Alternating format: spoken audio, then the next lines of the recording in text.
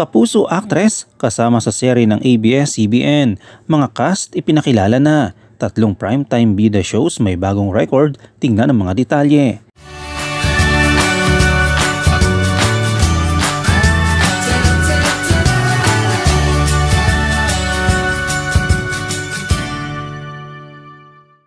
Nalantad na ang mga artista na kasama ni Donnie Pangilinan at Bel Mariano sa kanilang paparating na teleserye na may title na Can't Buy Me Love nitong Lunes.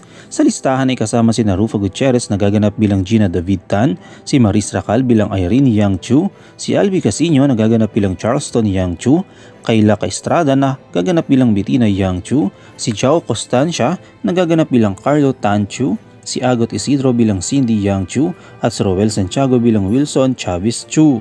Kasama rin sa kanila si Nova Villa na gaganap bilang si Lola Nene na isang artista ng GMA7. Kasalukuyan nga siyang kasama sa sitcom ni Michael V sa GMA7 na may title na Pipito Manaloto.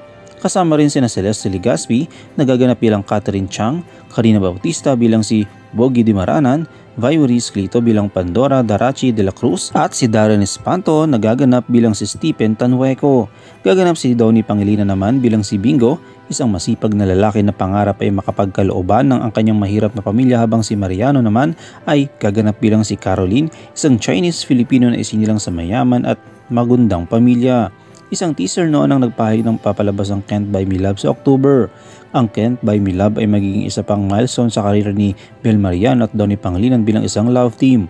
Pagkatapos ng kanilang tagumpay sa pelikulang An Inconvenient Love, nagdala sa Star Cinema pabalik sa mga sinihan. Kilala ang Don Bell bilang Phenomenal noong 2021, ang kanilang breakout year bilang record-breaking pair sa I1TFC limited series na He's Into Her at ang digital series na ang kanilang launching movie na Love is Colorblind. Samantala, sa iba pang balita, kinakamit ng ABS-CBN teleserye na FPJ's Batang Quiapo, The Iron Heart at Senior High ang bagong viewership records nitong Lunes.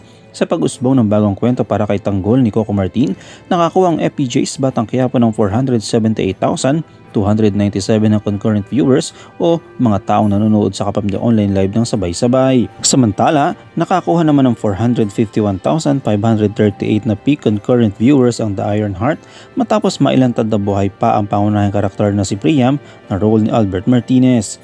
Inilantad na buhay pa si Priam at susubukan ni Apollo na role ni Richard Gutierrez, ang bagong leader na tatsulok na iligtas siya. Samantala sa Senior High naman, ibinunyag ni Archie na role ni Elijah Canela sa kanyang pamilya na si Harry ang ama ni Sky na role ni Andrea Brillantes. Nakakuha ang seri ng 152,702 na concurrent viewers.